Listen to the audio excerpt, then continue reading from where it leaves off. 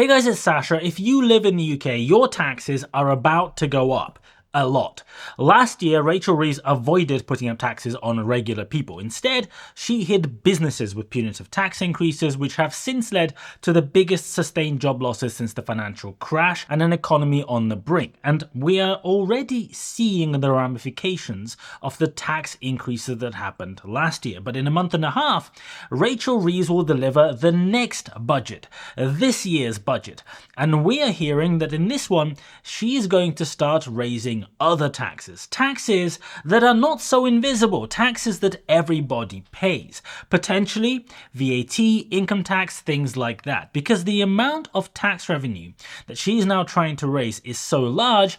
You can't just avoid raising regular taxes. You can't go and just hit the businesses again. You can't do it in a way where lots of people just don't really appreciate how big the tax increases are. And it's really important that we talk about it, because when they start leaking the tax policies ahead of their budget, as they're doing right now, they're not doing it because they're careless, right? Oopsie, a senior official accidentally left some papers with very important information on them, on the tube, on the bus, on the whatever, saying that they might increase VAT by this amount.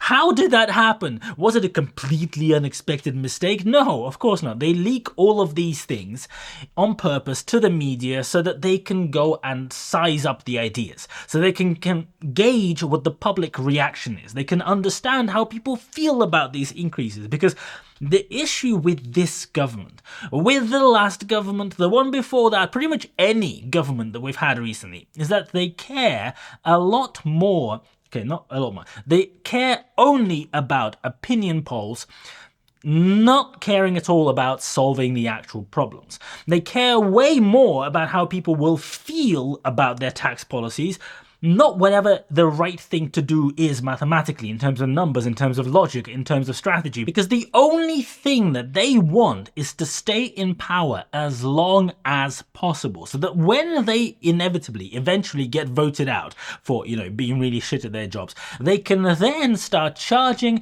the bankers at Goldman Sachs on the speaker circuit £500,000 per corruption government influence meeting. Sorry, I misspoke there. I meant speech. £500,000 per speech at their offices. So today, the Office for Budget Responsibility has published a report which says exactly how bad they expect the UK economy to get. It will say how much worse it is than whenever they did the report last year or earlier this year in March. And this is their latest view. But because we live in this completely transparent democracy, and the OBR is a publicly funded body that produces these reports for the benefit of the whole country, none of us get to see this forecast. We have no way of telling what the official prognosis is, how bad things are expected to get. We don't get to know because we're just peasants, right? This report is only handed over to the government. And the budget is happening on the 26th of November. So between today and the budget, this is roughly what's going to happen. There are very, very strong rumors that this report will finally start reducing expectations on UK productivity. This is a very big deal, because for the last many years, these OBR reports have always been incredibly over-optimistic about productivity in the UK economy, even though there was no data whatsoever to support this optimism. The Financial Times have printed this handy chart which shows what the productivity expectations were in every single one of these recent reports, these recent forecasts, against what actually happened. And the forecasts are all of these grey lines, the ones that go way above every single time.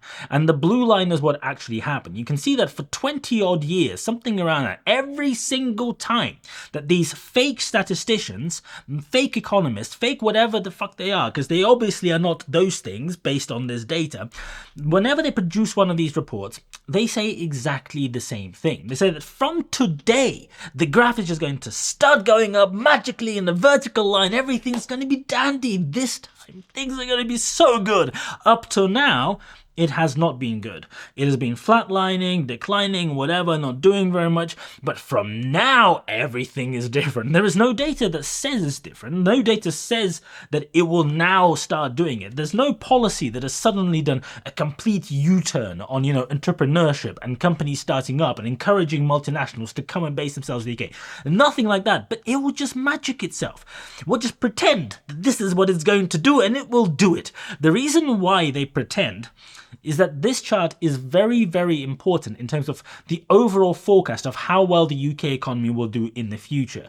And that determines how big this black hole that they keep calling is that the government keeps talking about. Because that black hole is the difference between how much money the government makes and spends, and specifically how much that difference will be in 5 years' time or whatever. So if you pretend that the economy right now, from like tomorrow, is going to start being amazing, massive growth, massive improvements in productivity, well, then you can increase the amount of money that the government will make in your forecasts, and it makes everything look better. And as you can see from the chart, no matter how many times over and over and over they got it completely wrong, they just kept saying the same thing. Look, we got it wrong for the last 15 years in a row, but this time it's different. This time it will definitely start going up. By the way, if you want to learn how to do actual analysis, how to actually look at the numbers properly. If you want to learn about finance,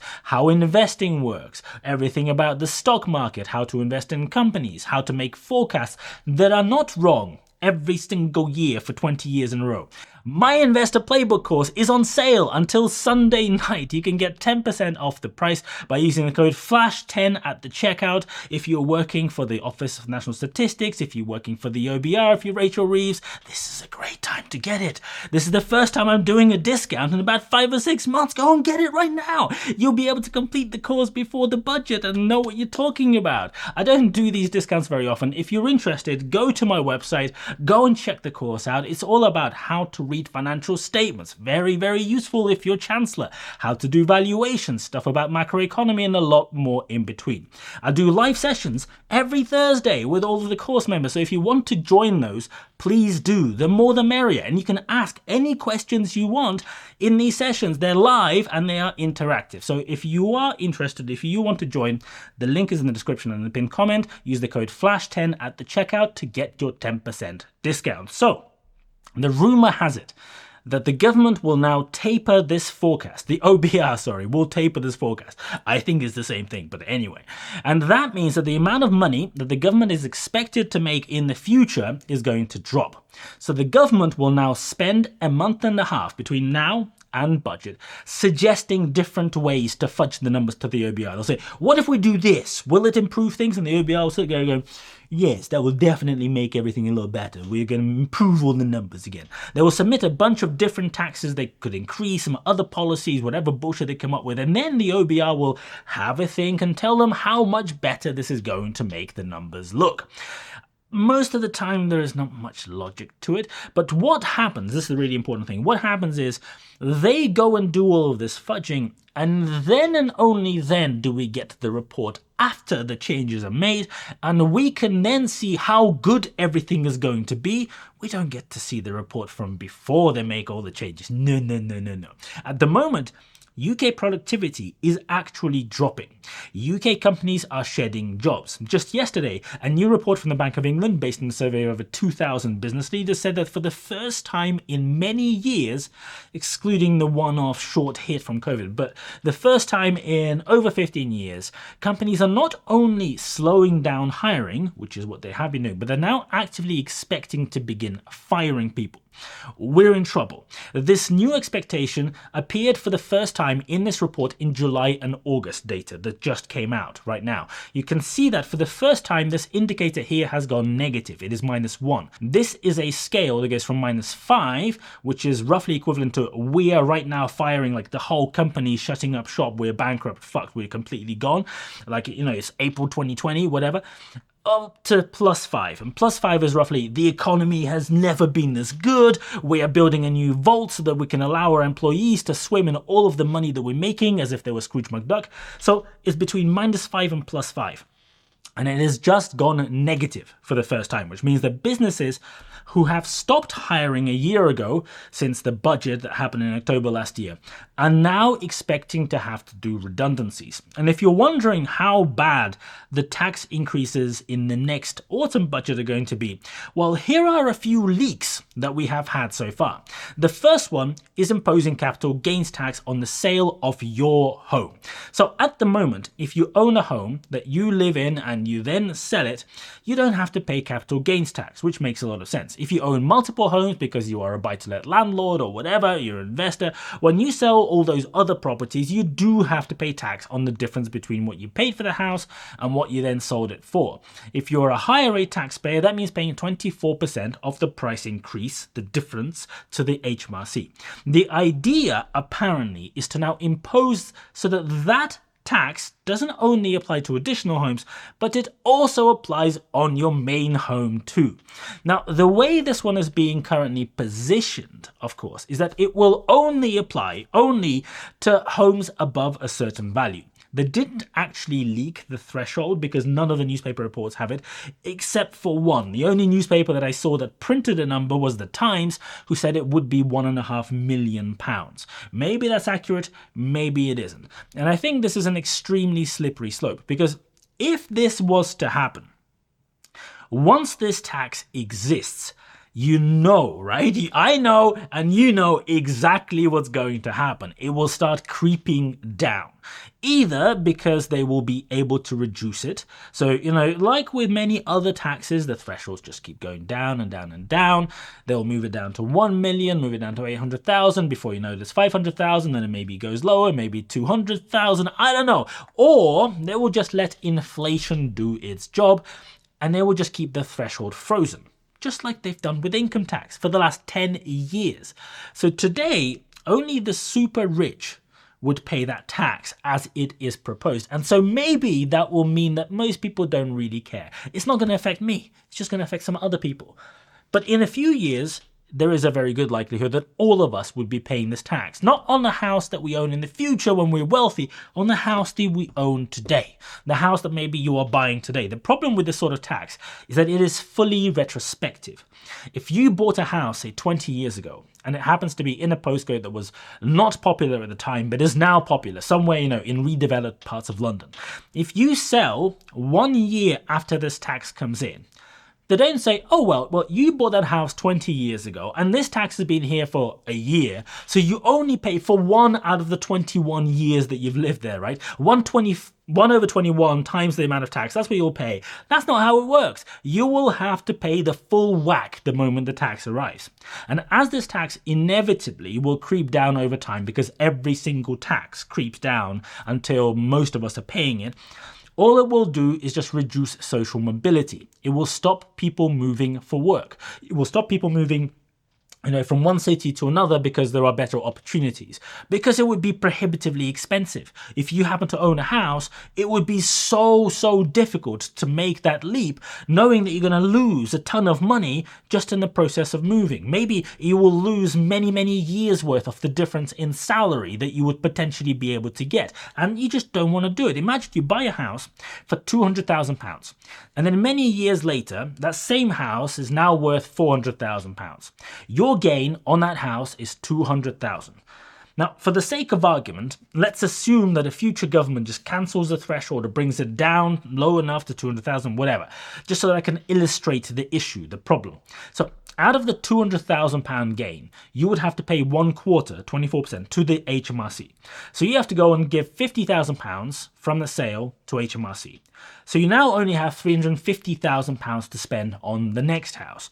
And if you want to buy a house that's worth just the same, you then have to find an extra £50,000 just to get to the 400,000 total that you were on before. So why would anyone move unless you absolutely had to? If you have a choice, why would you move? If you are an old person who just happens to own a house in central London or wherever, because many decades ago it wasn't that expensive, now it is insanely expensive, why would you ever downsize?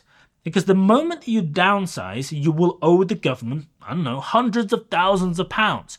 Why the fuck would you do it? So you're just going to get a stagnant market where the larger properties are hoarded by older people, people where kids have moved out, who can't afford to downsize and let a young family move into that bigger house and make use of the extra space. It's completely counterproductive if you want the economy to grow. It's counterproductive if you want people to be mobile, to move to where the jobs are. It could work if the supply of housing was really strong. There was loads of new houses entering the market, and it is true that other countries, like the United States, actually do have a similar tax.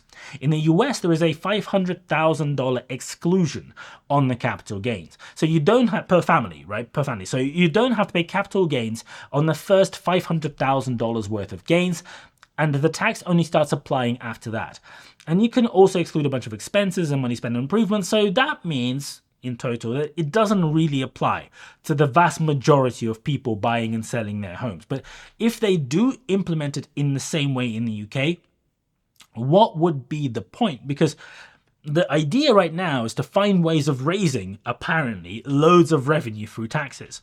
And if you implement a tax in a way where the genuine, true intention is that pretty much nobody would pay for it, well, it wouldn't raise any revenue. So it'd be useless. At the same time, there are also people within the Labour government advocating for an increase to the rate of capital gains tax. At the moment, you pay a lower rate on capital gains than you do on income. And that is a very divisive topic. It really riles some people up the wrong way. It's like, the rich people, they get to pay this lower tax, and us, the rest of us, have to pay this higher tax. The rate of capital gains on things like shares appreciating is the same as it is for property, 24%. So the perceived issue is that if you start a business and that business, for example, does well, and you end up, I don't know, selling your shares in the future for a profit, or other similar things, you would only pay 24% tax on that profit instead of paying the top rate of income tax, which was 45%, and then the 2% national insurance on top, so for a total of 47% tax. So basically, the 24% is half of what you would pay in income tax. It's less than half if you include the employer's national insurance as well. But there is a reason why it's half. The reason is the vast majority of business owners who start a business never make it to the point where they can sell shares for a significant profit. Like 99% of people who start a business will never get there. They will end up losing money instead. And you know what happens when you lose money? You don't get a tax refund. You don't get a refund on the money that you could have made, but you did not make. This is something that only happens to a tiny, tiny fraction of the most successful companies, the bit where you get to benefit a lot from it. Even the most popular companies that you do hear about doing well, the ones that you hear about in the media, often gets to a point where you hear about them, but still end up collapsing, getting absolved, being merged out into something because they run out of capital, their business model just doesn't work, they lose steam, somebody comes and beats them up, what they do, whatever. The reason that that tax rate, the capital gains tax rate, is lower than income tax is because if it was the same, it would just dissuade anyone from taking the risk of starting up a new business.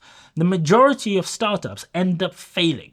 That's just a simple fact. Most of them don't even make it past the first few months. People quit their jobs. They take all of the savings that they've got, they go and put it into this new business. Maybe they get an office, maybe they hire people, and then it just all goes up in flames and they lose the money. The reason that people keep doing it is because people have aspirations. People want to take the risk, and if the risk pays off, they will be successful. It's a gamble. It's a gamble that in most cases is not successful. And their businesses will then, if it does work out, they will employ lots of people. Those people will end up paying loads of income taxes. You will be paying employers' national insurance on that. You will be paying business rates on the offices that you have. You will end up paying for all kinds of other taxes. You will be paying corporation tax, 20 other forms of tax. If Rachel Reeves goes and increases the rate of capital gains tax to equal income tax, which is what's being proposed, it will just cause more UK-based business owners to leave because capital gains tax and other similar taxes are not paid at source, they are paid based on where you are tax resident. So I can tell you right now, if capital gains tax becomes, 40% or 45% or something like that, every single business owner who is planning to make an actual profit that would be subject to this capital gains tax will leave the UK before they have to pay that tax.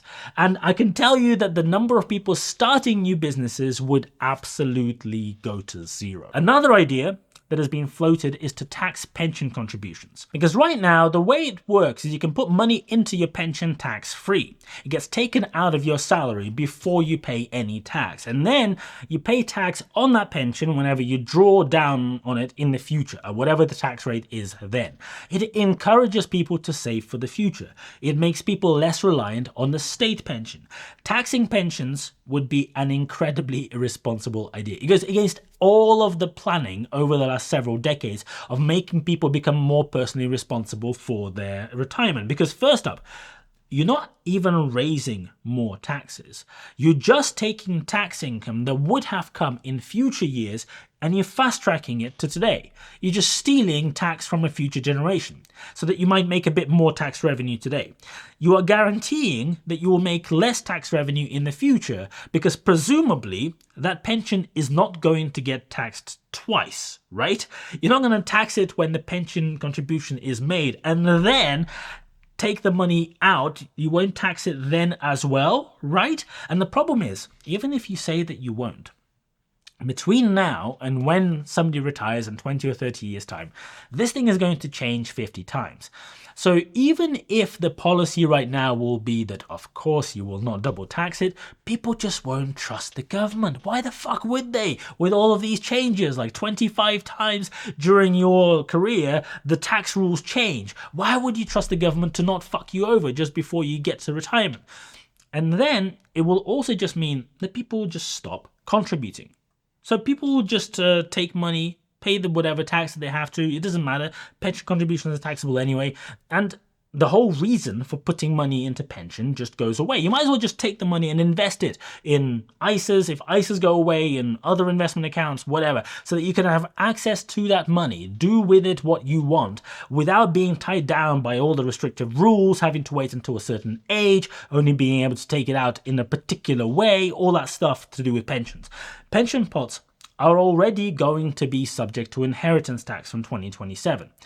And apparently, in this upcoming budget, they are considering reintroducing a double tax on inheritance. If you don't like inheritance tax, this is going to really piss you off. So what they want to do is to tax the inheritance tax like they already do today, but then on top of that, when you receive the money after the inheritance tax has been paid, they are apparently considering making you pay income tax or capital gains tax or whatever the appropriate tax is on the stuff that you receive as well at the same time. So clearly, this will not impact any rich people because all of their assets are protected. They're sitting in complex family trusts and stuff like that. So there is no inheritance tax that will be paid on that anyway. It will just, the lawyers for those people will make sure that they don't have to pay either the inheritance tax or the other taxes. But for the rest of us, for the plebs, the money that you earn and pay tax on, if you dare die and pass on that money after you've already paid the tax on it to your family, well, your family will then have to pay inheritance tax and income tax or capital gains tax or whatever tax, so that maybe they will end up getting, a few percent of whatever it is that you've left them. And Rachel Reeves will collect the rest of the money, most of the money probably, and then spend it very wisely on important things like paying £1 billion to wind farms to not produce energy over the past year, or paying £1 billion to draw up the plans for a Thames estuary crossing without actually any work being done. And then there's VAT and income tax. The government have been hush about the specifics of this, but it sounds like these are sort of being treated as taxes of last resort. So if they can't work out how to make the numbers work with the OBR, with all of these other taxes that they are proposing, well, then they will have to increase VAT and maybe increase income taxes, maybe only one of those. But if they can fudge the numbers enough, if they can take the guys at the OBR for good enough dinners, which means that the forecast for productivity goes back up again, if they can come up with some more lies, like they did last year, when suddenly the OBR said, yeah, the growth is definitely coming back. We've seen how that's happening. Saying that these taxes are somehow going to restart growth. Well, then maybe we get to wait one more year before the big tax increases come in, because that's the ones that we are really going to feel. Remember, my course is on sale for this weekend only. It will expire at the end of Sunday. If you want to learn more about the stock market, how it all works, how to analyze companies, how to build models, macroeconomy, if you want to ask me questions in live sessions every week, you can get 10% off my course by using the code FLASH10 at the checkout. It's a one-off payment. You don't need to subscribe to anything. It's not ongoing. So if you're interested, go to my website, check it out, and I will see you at the live session next week.